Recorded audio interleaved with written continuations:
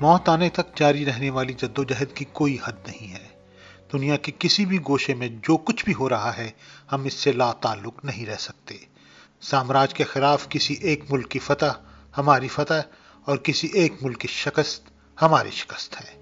یہ بات گوریلا رہنما چے گوارا نے اپنی موت سے 2 برس قبل الجزائر میں افرو ایشین سولیڈیرٹی سیمینار میں اپنا آخری بین الاقوامی خطاب کرتے ہوئے کہی تھی۔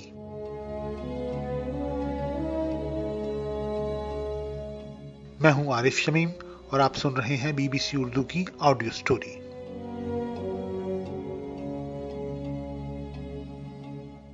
چے گوارا ارجنٹینا میں پیدا ہوئے اور وہ کیوبا کے انقلابی رہنما تھے جو بائیں بازو کے حامیوں کے ہیرو بن گئے۔ البرٹو کوردا کی جانب سے لی گئی ان کی ایک تصویر 20ویں صدی کی ایک معروف علامت بنی۔ ہنسٹو گوارا ڈی لا سرنا، جو چے گوارا کے نام سے مقبول ہوئے، 14 جون سن 1928 کو ارجنٹینا کے علاقے روساریو کے ایک متوسط گھرانے میں پیدا ہوئے۔ انہوں نے بیونس آئرس یونیورسٹی سے طب کی تعلیم حاصل کی۔ اس عرصے میں انہیں جنوبی اور وسطی امریکہ میں بہت زیادہ سفر کرنے کا موقع ملا۔ انہوں نے بڑے پیمانے پر پھیلی غربت اور ظلم و جبر کا مشاہدہ کیا، اور مارکسزم میں دلچسپی نے انہیں اس بات پر قائل کیا کہ جنوبی اور وسطی امریکہ کے مسائل کا واحد حل مسلح انقلاب ہے۔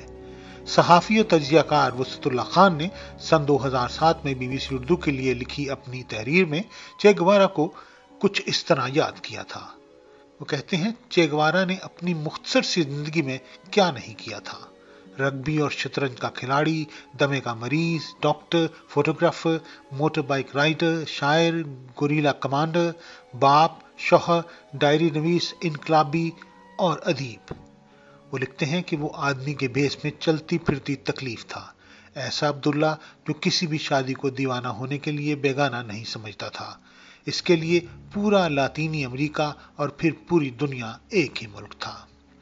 چے گوارا نے 26 جولائی کی تحریک میں کاسترو کے ساتھ شمولیت اختیار کی اور کیوبا کے ڈکٹیٹر بیتستا کے خلاف گوریلا جنگ میں اہم کردار ادا کیا۔ کاسترو نے سن 1959 میں بیتستا کا اقتدار ختم کیا اور کیوبا میں اقتدار سنبھالا۔ سن 1959 سے 1961 کے دوران چے گوارا کیوبا کے نیشنل بینک کے صدر رہے اور پھر وزیر برائے صنعت بنے۔ اس عہدے پر انہوں نے کیوبا کے سفارتکار کی حیثیت سے دنیا بھر میں سفر کیا۔ ملک کے اندر انہوں نے ایسے منصوبے بنائے جن کے ذریعے زمینوں کی دوبارہ سے تقسیم کی جاتی۔ انہوں نے صنعتوں کے لیے منصوبہ بندی بھی کی۔ امریکہ کے سخت ناقد کی حیثیت سے انہوں نے کاسترو کی حکومت کو سوویت یونین سے اتحاد میں معاونت فراہم کی۔ امریکہ کی جانب سے تجارتی پابندیوں اور ناکام اصلاحات کے بعد کیوبا کی معیشت بدحال ہوئی۔ اس مشکل وقت کے دوران چے گوارا نے کیوبا کے دیگر رہنماؤں کے ساتھ لڑنا شروع کر دیا۔ بعد ازاں انہوں نے اس خواہش کا اظہار کیا کہ وہ دنیا کے ترقی پذیر ممالک کے دیگر حصوں میں انقلاب پھیلانا چاہتے ہیں، اور پھر سن 1965 میں کاسترو نے اعلان کیا کہ چے گوارا نے کیوبا چھوڑ دیا ہے۔ کتاب چے گوارا کی ڈائری میں ان کی جانب سے کاسترو کو لکھے گئے 2 خطوط بھی ہیں، جن میں سے ایک میں وہ لکھتے ہیں کہ مجھے لگتا ہے کہ میں نے اپنا فرض کا وہ حصہ ادا کر دیا ہے جس نے مجھے کیوبا کی سرزمین اور انقلاب سے منسلک رکھا۔ سو میں تم سے، ساتھیوں سے اور تمہارے عوام سے جو میرے ہو چکے ہیں رخصت ہوتا ہوں۔ کوئی قانونی بندھن مجھے اب کیوبا کے ساتھ نہیں باندھتا۔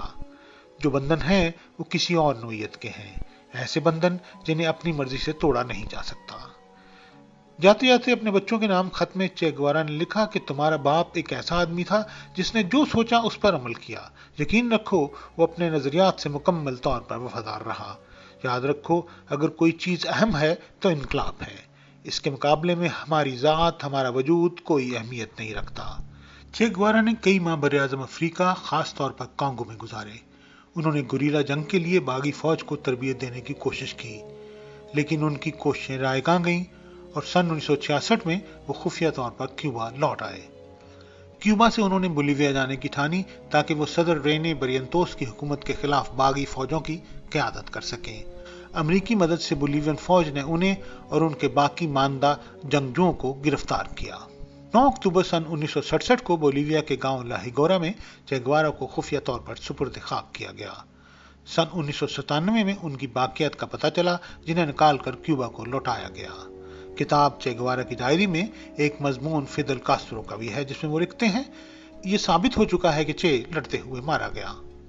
اس کی M2 رائفل کی نالی ایک گولے سے بالکل بیکار ہو گئی تھی۔ اس کے پستول میں گولیاں نہیں تھی۔ اسی بے بسی میں اسے زندہ گرفتار کر لیا گیا۔ اس کی ٹانگوں میں اتنے زخم تھے کہ وہ چل بھی نہیں سکتا تھا۔ اسی حالت میں اسے ہیگوراز لے جایا گیا۔ فوجی افسروں نے اسے قتل کرنے کا فیصلہ کیا۔ ایک سکول میں اس فیصلے پر عمل درآمد کی تفصیلات سب کو معلوم ہے۔